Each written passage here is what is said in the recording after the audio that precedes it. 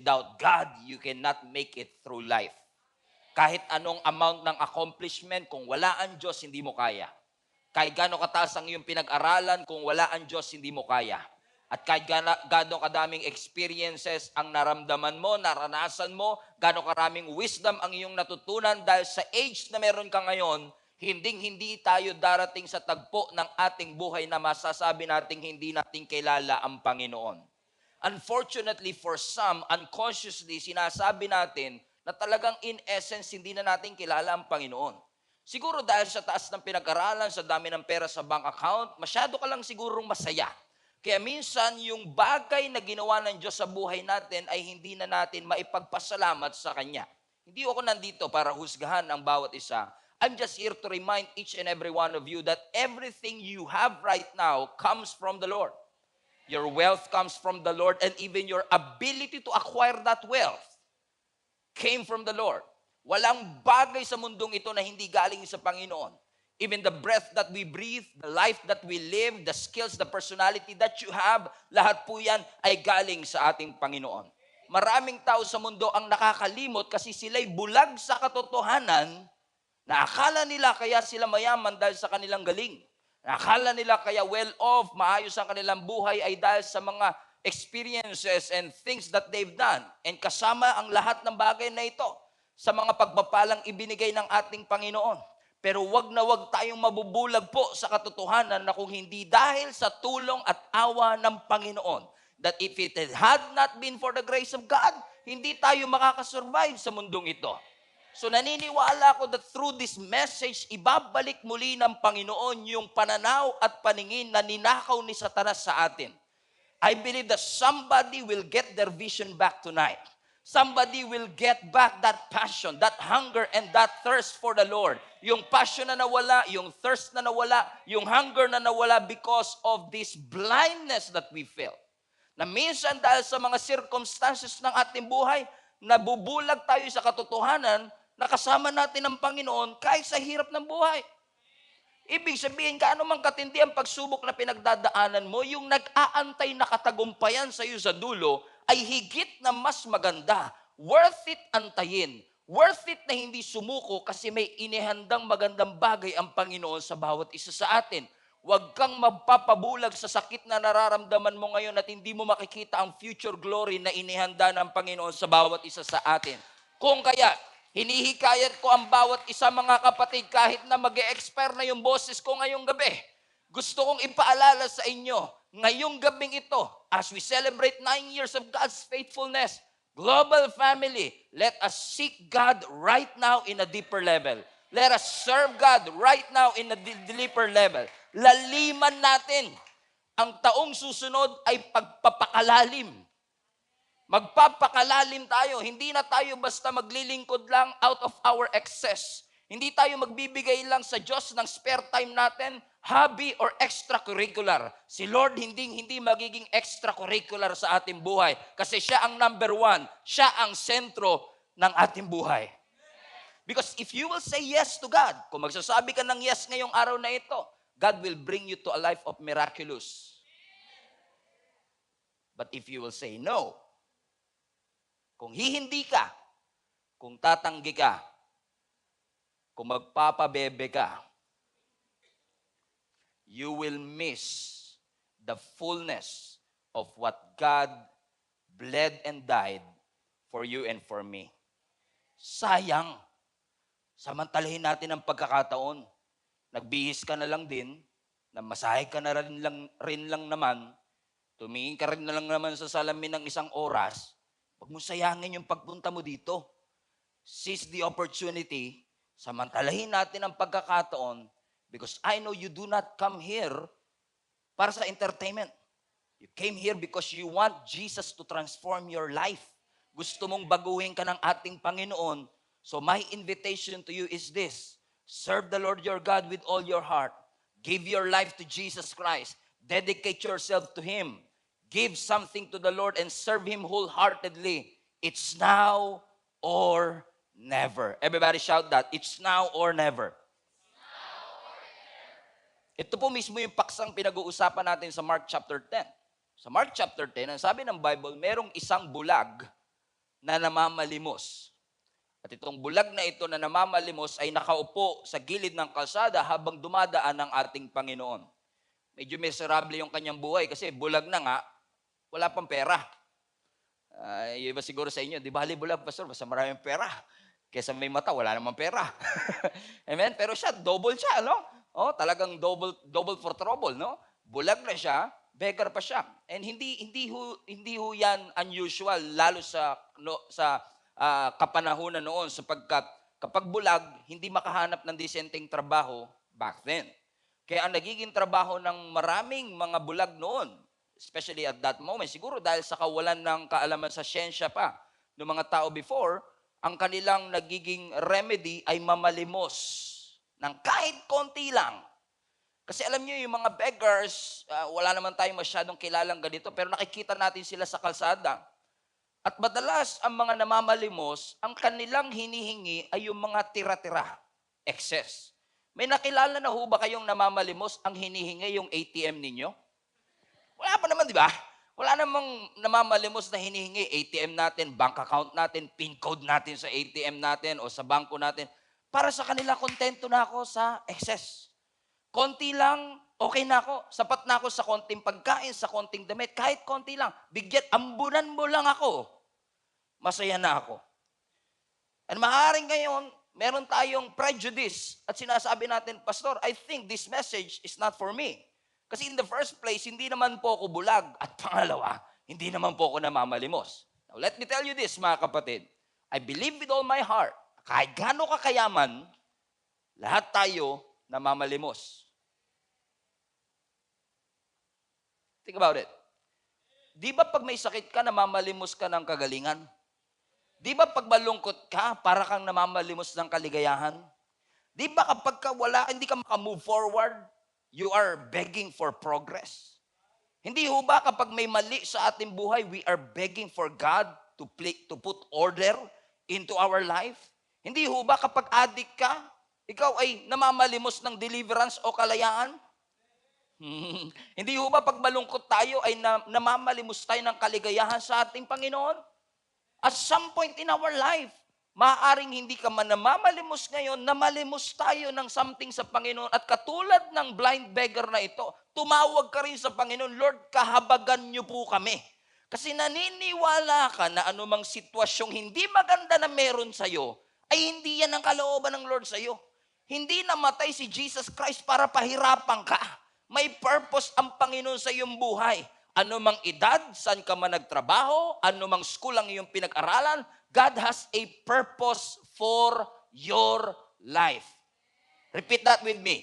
God has a purpose for your life. And He wants you whole. He wants you sane. Because God has an assignment to you. May pinapagawa ang Panginoon sa iyo. Madalas lang nagbibingi-bingihan ka, madalas lang ayaw mong sundin. Pero may bagay na pinapagawa ang Diyos sa iyo. Nung nilikha ka niya, dinisign ka niya, nilagyan ka na kagad niya ng assignment, ng layunin, ng purpose. Kung paano yung electric fan, ang purpose niya ay magbigay ng hangin at mag-circulate ng hangin, ikaw may purpose din.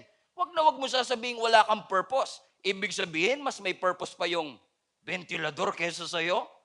I don't think so. Ikaw ay may purpose. Ikaw ay may layunin. Kaya ka buhay ngayon, may layunin ang Panginoon sa'yo. It doesn't matter kung paano ka pinalaki. It doesn't matter how young you are. It doesn't matter how old you are. Hallelujah. Huwag kayo titingin sa katabi ninyo. Amen? Because the purpose of God in your life is clear. It's not dependent on the family background, school that you went to or did not went to. Ang purpose ng Panginoon sa iyo, klaro. Hindi lang natin madalas makita, pero kung buhay ka ngayon, may layunin ng Diyos sa iyo. Kung may pulso ka pa, ibig sabihin may purpose ka pa. If you are alive right now, God has an agenda for each and every one of us. Ang problema, kaya tahimik yung katabi mo, hindi natin yun makita. Bulag tayo sa katotohanan na ang Diyos ay may purpose sa atin. Akala mo kasi pinabayaan ka na ng Diyos. Akala mo kinalimutan ka na niya. Akala mo walang bagay na inilaan ng Panginoon sa iyo. Naniniwala ako, kapatid, na kapag ikaw ay lumakad at pumasok sa kalooban ng Panginoon, dun mo lang mararanasan yung tunay na kaligayahan. Alam kong masaya ka ngayon, pero maniniwala ka bang mas may isasaya ka pa? Kapag pumasok ka sa kalooban ng Panginoon, masaya kang ginagawa mo yung kaya mong gawin. Because there are things in your life that you can do. But there are a lot of things that you are created to do. Ang ipurso mo, hindi lang yung kaya mong gawin. Ang ipurso mo, yung dahilan ng Diyos kung bakit Kanya nilikha. There are a lot of things in your life, mga kapatid, that you are good at. Magaling ka magluto. Magaling ka matulog habang preaching. Talent yan. But there are things in your life that God ordained for you to do. Bago ka pa man ipinanganak, bago ka pa man magkaroon ng kakayanang nakita na ng Diyos ang future ng iyong buhay. At sabi niya, you are a child of God and I have a purpose in your life. Again, the problem is, do you not see it? Do you not perceive it? Hindi mo ba nakikita ito? Kasi kung titingnan niyo yung binabasa nating Mark chapter 10, kung ikaw ay babalik lang ng 2 chapter pa. So Mark chapter 10, then Mark chapter 9. Sino sa inyo naniniwala, bago 10, 9 muna. Wow, what a revelation. At bago 9, 8 muna. Yun talaga, kinalabutan na kayo doon. Kung titingnan nyo at pag-aaralan nyo Mark 8, basahin po ninyo ito pag uwi ninyo sa bahay. Makikita kayo na may isa pang kwento ng isa pang bulag. Napakalaganap kasi ng pagkabulag at that time. Sabi ko nga sa inyo, siguro sa kakulangan ng kaalaman nila sa siyensya, kaya para bagang ang daming bulag at that time. Ito yung bulag kung saan, alam niyo, dumura ang ating Panginoong Yesus, gumawa ng putik, nilagay sa kanyang bibig, at yung pagdilat niya, malabo. Siguro dahil sa putik. Nakakita siya ng trees and all, and then unti-unting luminaw. Kung titignan mo uli yun, kaya din siguro intentional ang Panginoon dun sa healing na yun kasi may lecture ang Panginoon, previous verses pa, bago mag-chapter 7, kung saan sinabi ng Panginoon sa bawat isa sa kanila, ito sa mga disciples to ha, ang sabi ng Panginoon sa kanila, do you have eyes to see? Bakit may mga tenga kayo, hindi kayo makarinig? Ano sinasabi ng Panginoon? You can see but you don't have a vision. You cannot see that you are blind. Grabe yun. You cannot see that you are blind. Oh yeah, praise God. Siguro mamaya mga 12 o'clock, tsaka, ay grabe, lalim pala nung joke na yun. Ngayon sobrang lalim, ngayon ko lang siya naintindihan. At sinasabi ng Panginoon sa kanila, alam kong nakakakita kayong mga disciples, pero sa totoo lang, sa spiritual realm, bulag kayo. At kung ikukumpara itong si blind Bartimaeus sa mga disciples, parang lumalabas na mas bulag pa yung mga disciples kesa kay blind Bartimaeus. At least si blind Bartimaeus, bulag lang siya physically. Pero ang mga disciples ay bulag spiritually. I wonder, ilan kaya sa ating ngayon ang katabi mo, pero bulag sila. Hindi nila makita ang mga layunin ng Panginoon sa kanila.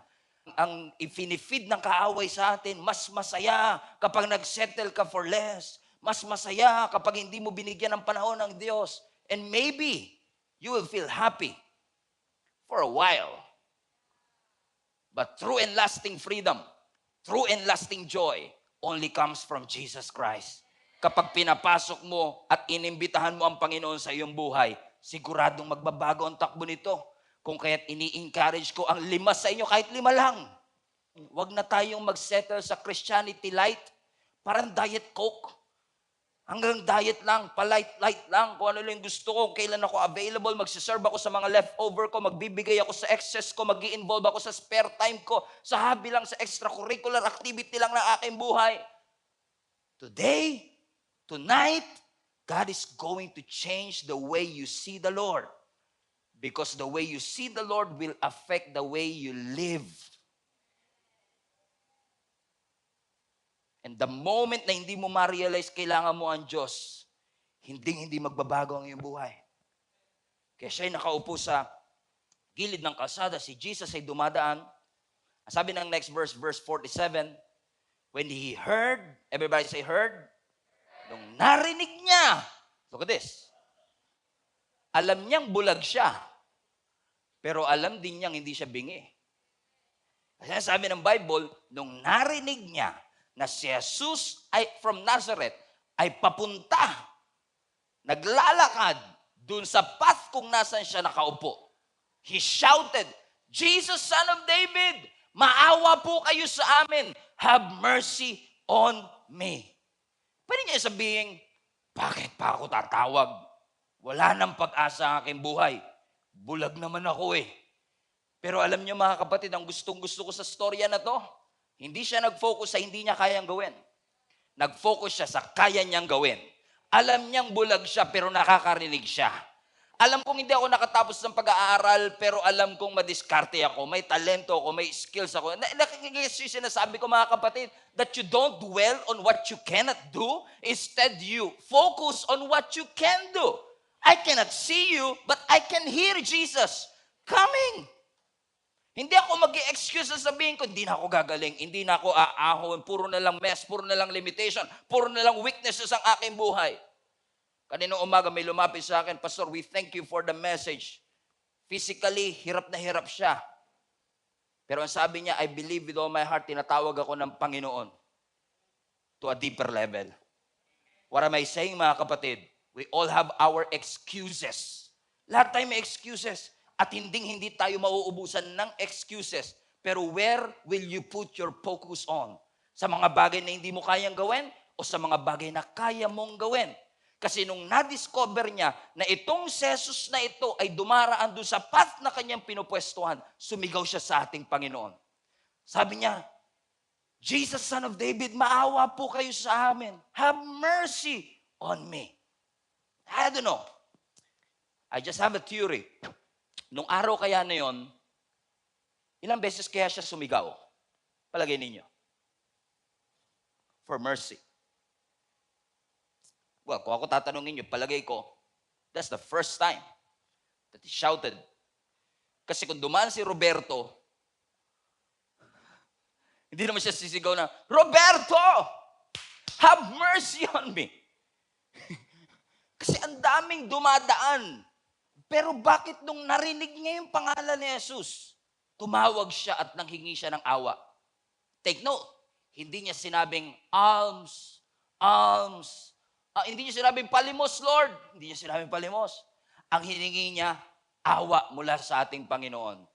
I submit to you, maaari na narinig ng blind Bartimaeus na ito, yung istorya, 2 chapters earlier, kung saan pinagaling din ng Panginoon yung isang bulag at maaaring narinig niya na si Jesus ay nagpapagaling ng bulag.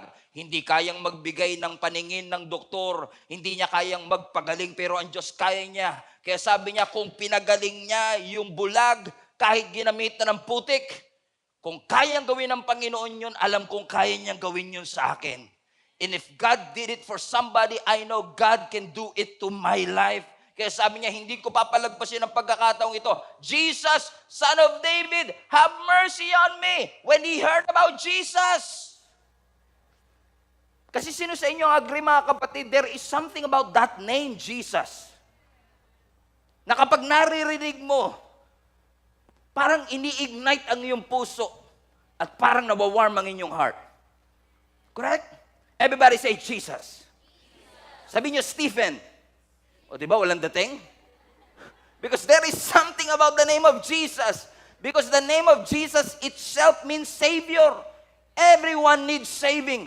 Everyone needs Jesus. Everyone needs deliverance. Kaya every time na maririnig natin yung pangalang Jesus, bulag ka man, bingi ka man, dumb ka man, may sakit ka man, there is something about the name of Jesus that brings hope to us. Nagbibigay ng pag-asa, nagdadala ng pag-asa sa bawat isa sa atin.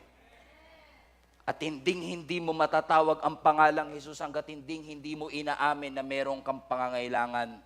At si Jesus lang ang tanging kailangan mo. Kapag meron kang Jesus sa buhay mo, you have all that you need.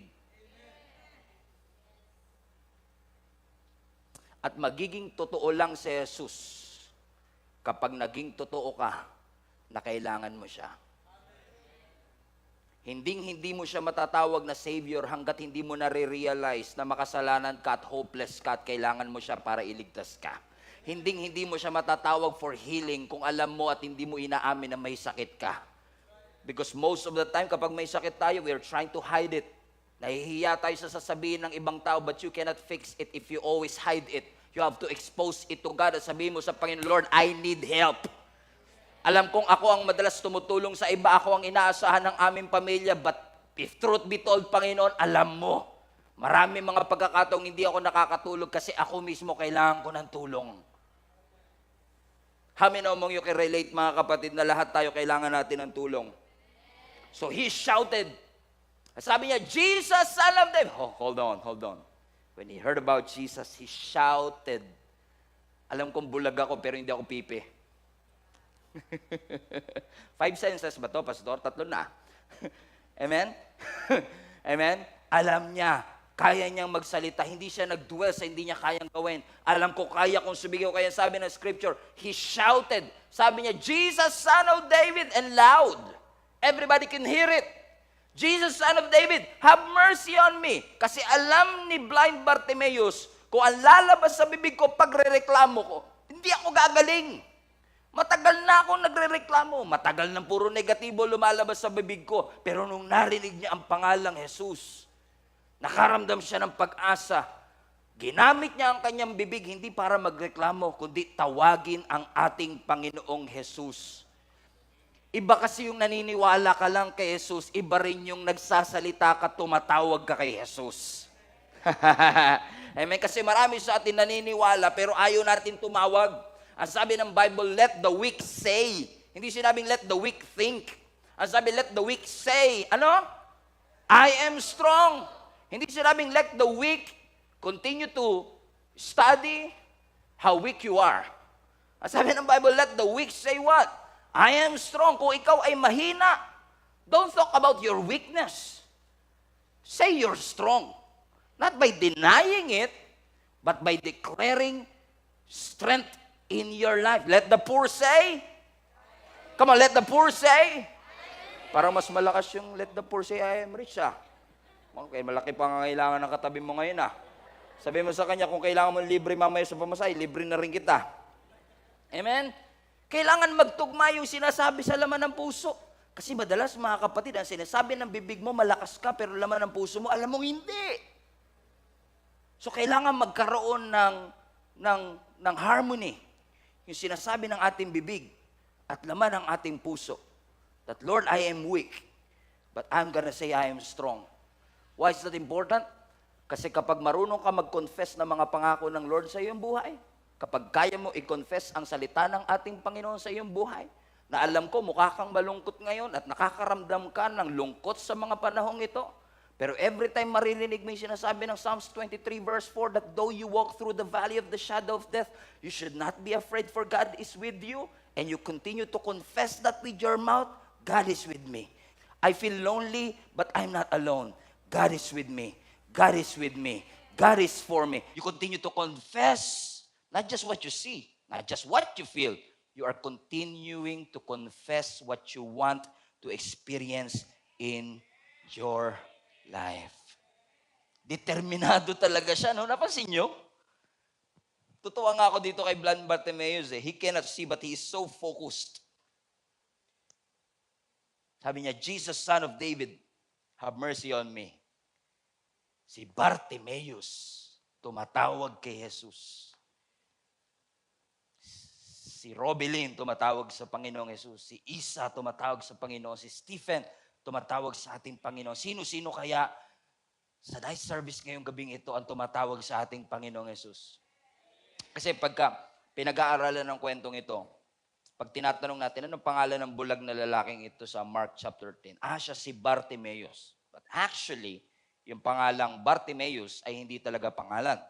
Kasi sa Hebrew, ang ibig sabihin ng Bartimaeus, halimbawa, bar, sa Hebrew, ang ibig sabihin ng bar is anak. Timaeus, pangalan ng kanyang tatay. So kapag sinabi mong Bartimaeus, anak ng tatay niya. Parang Bar Stephen, kung magkakaanak ako, Bar Stephen. Anong pangalan mo? Bar Stephen. Bar David. Di guess yung iba. Mga millennials, di na naabot si Bar David. Hinebra. Number 1. Amen?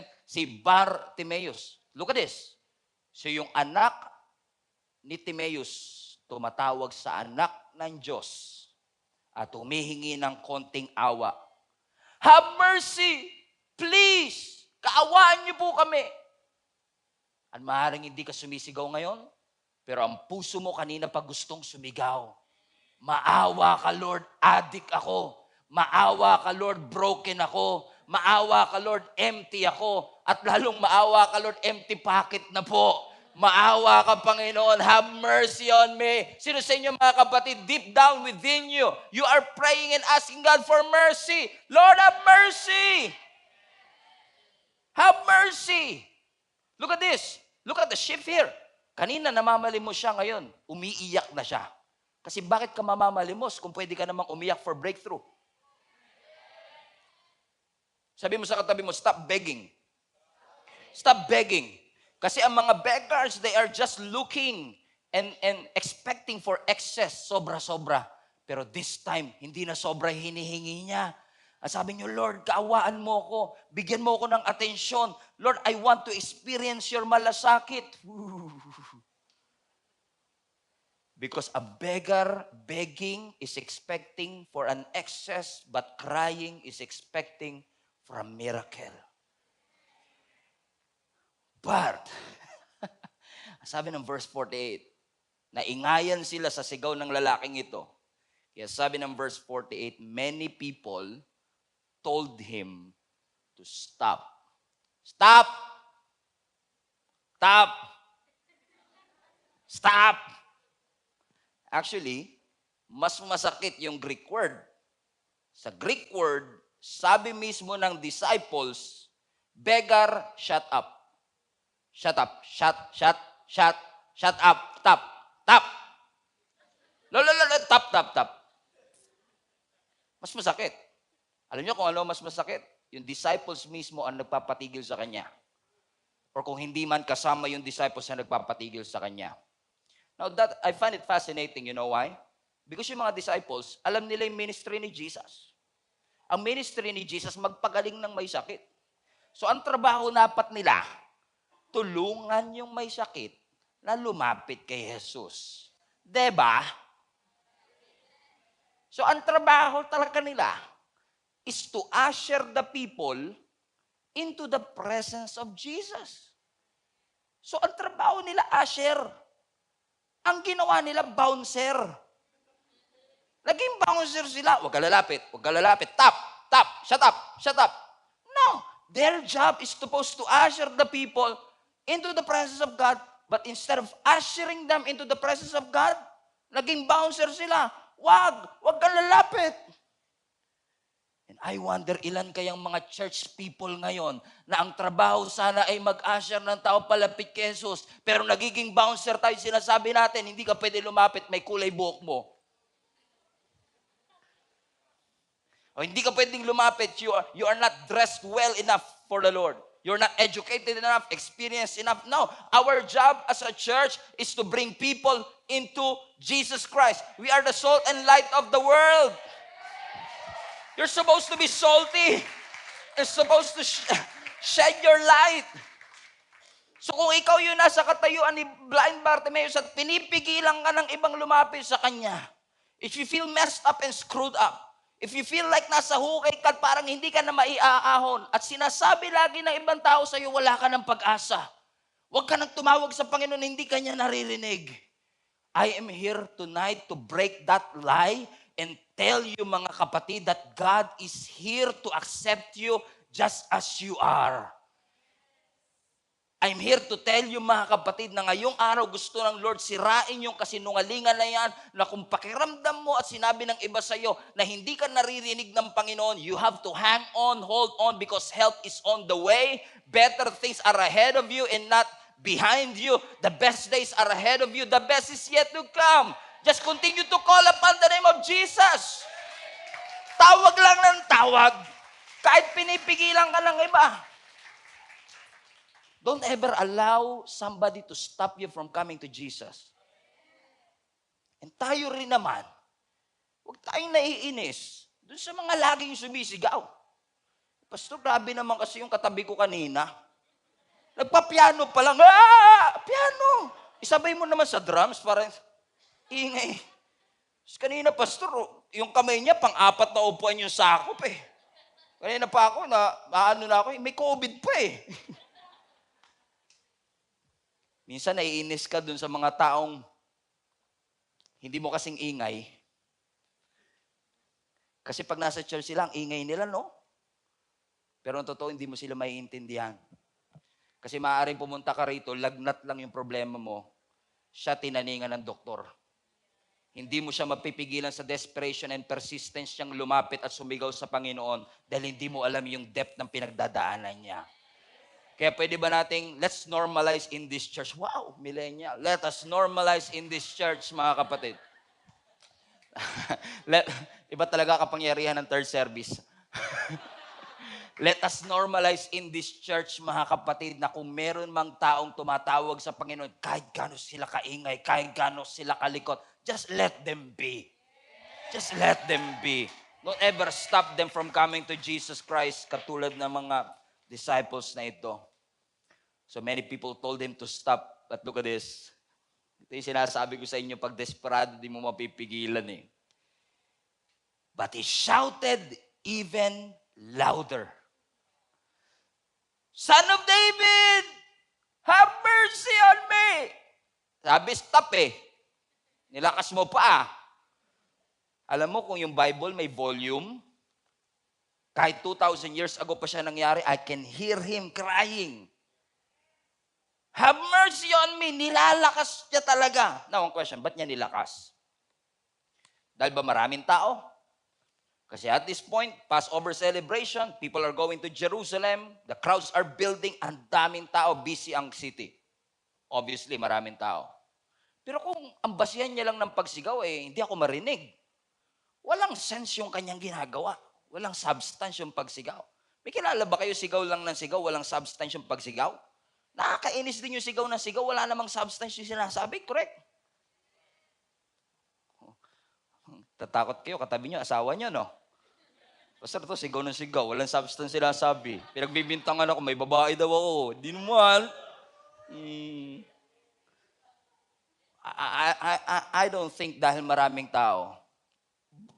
Baka kaya malakas ang sigaw niya, bingi si Jesus? Obviously not. Hindi siya sumisigaw ng malakas dahil bingi ang ating Panginoon. I submit to you. Isa sa mga rason, if not the only reason kung bakit siya sumisigaw ng mas malakas kahit pinipigilan pa siya ng mga disciple, is simply because alam niya, kapag si Jesus hindi ako narinig, wala na akong pag-asang gumaling. This is the only opportunity I have to get healed. So kahit magalit kayo sa akin, it's now or never. And it worked. His persistence worked. His desperation worked. Amen? Kasi para sa kanya, this could be his only chance para ma-meet ng Panginoon. And I'm telling you mga kapatid, this service could be your only chance to get your life back together. Huwag niyong asahan ang bukas. Bukas na ako magbabago. Bukas na ako magkukumit. Maganda rin po yan. Bilang pastor, everyone is welcome. Pero bilang preacher ngayong gabi, I'm telling you this. Sa Biblia, merong 8,000 na pangako. 8,000. Pero wala ni isang pangakong buhay ka pa bukas. Wala. Hindi inassure ng Panginoon, huwag ka mag-alala kahit bukas ka magbago. Hihinga ka pa naman bukas. Hindi. Walang assurance na buhay pa tayo bukas. So kung maglilingkod ka, it's now or never. Kung magkukumit ka ng buhay kay Kristo, it's now or never. Kung ibibigay mo ang sarili mo sa Kanya, it's now or never because this could be your only chance. So isigaw mo na. Umiyak ka na. It's now or never. And this guy, alam niya, ito lang, this could be my only hope. This could be the last straw of hope. And I will not waste this opportunity to call upon the name of Jesus. Son of David, have mercy on me. Maawa ka sa akin. Habang nasa Jericho siya, sigaw siya ng sigaw. Have mercy on me. Have mercy. Hold on. May naalala ba kayong sumigaw din tapos nasa Jericho?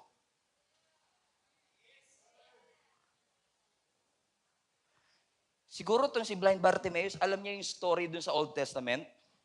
Sa Joshua chapter 6. Kung saan yung mga Israelites umiikot dun sa Jericho wall, hindi sila pwedeng magsalita for 6 days, which is a miracle in and of itself. Yung hindi ka magsalita for 6 days. Sino sa inyo naniniwala kayong katabi nyo, hindi lang magsalita ng 1 day, milagro?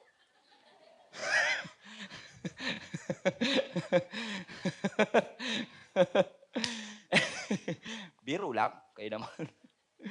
Ang matindi nun, Brad, meron pang mga babae dun sa hindi rin nagsalita. Another miracle. Brad. Mamaya mga 9 o'clock gets yan. Hindi ka makapagsalita is already a miracle. And after 7 days, sabi ng Bible, now it's time for you to shout. Shout as loud as you can, for I have delivered Jericho into your hands. Ah! Alam niya yung storya na yon. Na alam niya, yung naaalala niyang huling sumigaw sa Jericho, napabagsak yung wall, nakaranas ng milagro. So ngayon, hindi ko papalagpasin ang pagkakataong nasa Jericho ako, sisigaw ako as loud as I can, kasi kung naranasan nila yung milagro, pwede kong maranasan ang milagro ngayong araw na ito. So he shouted even more, Jesus, Son of David, have mercy! Maawa po kayo! Have mercy on me! Sa Old Testament, ang kasama ng mga Israelites si Joshua. Nag-deliver sa kanila papunta ng Promised Land. Nilabas sila sa bondage. Sa Mark chapter 10 sa New Testament, Joshua, Yeshua. Same name actually. Both name says Savior. Sa Old Testament, si Joshua, nilabas sila sa bondage of slavery. Si Yeshua is willing to deliver him from the bondage of blindness. Hindi ko papalagpasin ang pagkakataong ito. I'm gonna cry out to God and say, Jesus, Son of David, loud to louder, big to bigger. Hindi niyo ako mapapahinto. I'm desperate and persistent enough to call upon the name of Jesus. Sabihan niyo na akong baduy, tanggalin niyo ako sa group chat, i-friends over niyo ako, wag niyo akong isama sa mga gathering natin kasi nakik-KJ yan kayo sa akin, but no one can stop me from calling on the name of Jesus. So from loud to louder. Sino sa inyo naniniwala mga kapatid that God is going to, Tagalogin ko na lang, iaangat ng Lord, mas maganda to, iaangat ng Lord ang level ng buhay mo ngayong taon. Sino sa inyo naniniwala? Iaangat ng Lord. And that's why we are celebrating tonight. Kasi gusto ng Lord, alam nating lahat, pinalaki ng Lord ang Kamanaba, pero papalakihin palalo ng Panginoon ang Kamanaba. In fact, we were supposed to do this anniversary on 2 service lang. Pero kung lahat kayo ilalagay namin sa second service, hindi na rin kasya talaga. And we thank the Lord for this opportunity na meron tayong 6 p.m. service kasi yung big naging bigger. Amen? Because today, I believe with all my heart that God is going to expand, grow, make us not just large, but larger. Sino sa inyo naniniwala maraming na mangyayari sa inyong buhay? Big-er, great-er, rich-er. Amen? Ang gagawin ng Panginoon sa atin. And you know what? Dahil hindi siya huminto, and I will close with this, ang sabi ng verse 49, Jesus stopped. Jesus stopped. Kung alam niyo lang yung theological tension sa part na yan, how could Jesus, the creator of the universe, could stop? But he did. He stopped. Ginawa niya na yan many times. Huminto siya dun sa bleeding woman. Huminto siya sa Gentile woman. Hinintuan niya yung prostitute sa Luke 7. Huminto siya para kay Zacchaeus.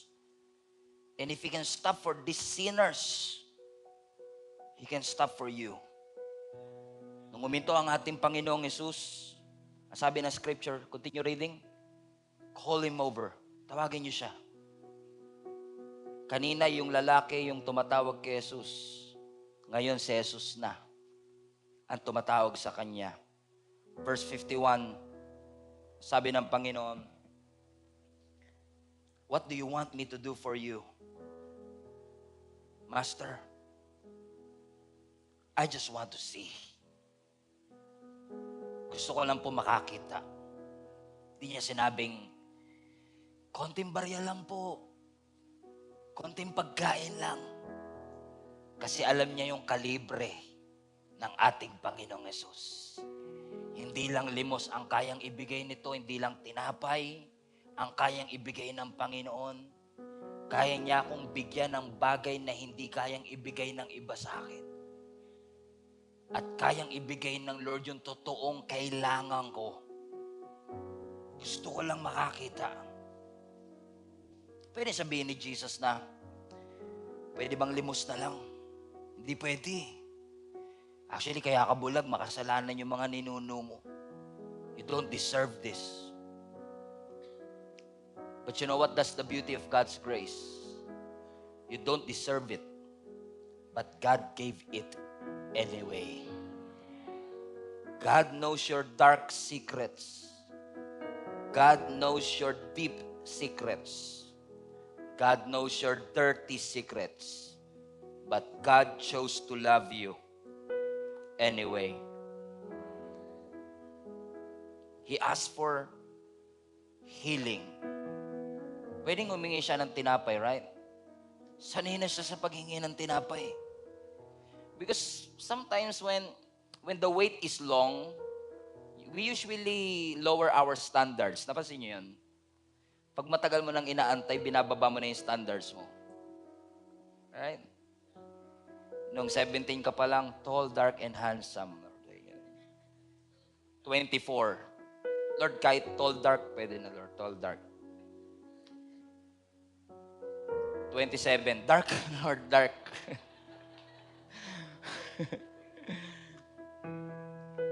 Pero siya, he did not settle for less. Sabi niya, I know, alam ko ang kalibre ng Diyos. Hindi lang ako kaya nitong bigyan ng limos. Kaya ako nitong bigyan ng kagalingan. Yun ang gusto kong ipakita sa inyo ngayong gabi. Huwag mong i-underestimate yung kayang ibigay sa iyo ng Panginoon ngayon. Maaaring yung iba sa inyo, pinagpe-pray nyo kanina, Lord, sana sa pag-ating ko ng anniversary, mabago man lang yung takbo ng aking araw, sumaya man lang ako para bukas pagpasok ko sa opisina, hindi ako bad trip, 6:00 pa lang. And many of you are asking, Lord, change my day. Minsan pag nagbabasa ka ng mga inspiring words, oh, thank you. You made my day. And sometimes we apply it to the Lord and sinasabi natin, Lord, I will come to church right now. Make my day. Ang sabi ng Panginoon sa atin, sure ka ba? Namatay ako sa krus? Nilibing? Muling nabuhay? Tapos ang tingin mo, kaya ko lang gawin to change your day? No. I cannot just change your day. I can change your whole life. So come to me and ask me something big. Because I am able to do it exceeding abundantly above all that you could think or imagine. I cannot just heal you. I can make you whole. I cannot just motivate you. I can inspire you to follow Jesus like never before. Just come to Him right now and say, Lord, I'm not gonna settle for less. Tinipid ko yung hingi ko dun sa mga taong may kakayanan. But right now, I'm here because I want to come to you and show you, God. I'm not just desperate. I believe you can do big things in my life. So come to Him with an expectation. Ano sabi ng Panginoon sa kanya? You may go. Your eyes are healed. Pinagaling ka na ng ating Panginoon because of your faith. At dahil siya'y nakakita, immediately, sabi na scripture, he went down on the road with Jesus. Utang niya sa Diyos kung bakit siya nakakakita ngayon. Utang niya sa Diyos kung bakit yung buhay niya ngayon ay nagbago at tinaas ng Lord ang level.